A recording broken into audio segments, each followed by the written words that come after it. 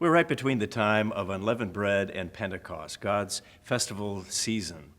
And this is a time that the Bible tells us there's something very special in order to come to the time of the Passover. And in Leviticus chapter 23, verse 15, it gives us this unique aspect of Pentecost and how we find what day that we're to meet on as we worship and honor God.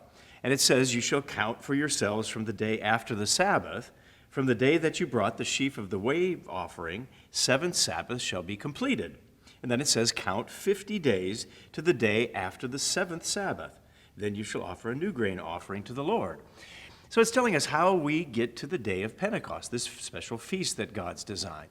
And in order to celebrate on the proper day, you have to count.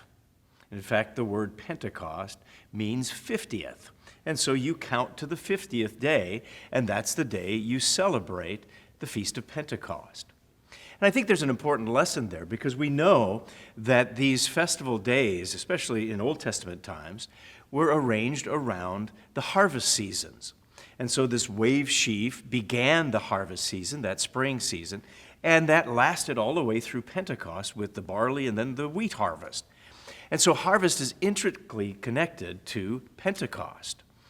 And so as you look here, we're counting the days, counting our days to the harvest as this harvest is collected. And so we find this idea of maturing crops so that they're prepared to be harvested. And there's a spiritual connection there that I think is so critical for us. Are you counting? We need to count the days of our life. As we consider our life, are we growing spiritually? Are we dedicated to serving God? No matter rain, sun, shine, snow, whatever it is that's occurring in our life, are we continuing to grow spiritually as our harvest time continues? Because we know harvest only lasts for a certain amount of time. And so I think we can connect this to a beautiful psalm. In Psalm 90, verse 12, it tells us something that I think is related to this idea of counting and Pentecost. It says, "Teach us to number our days so that we may gain a heart of wisdom."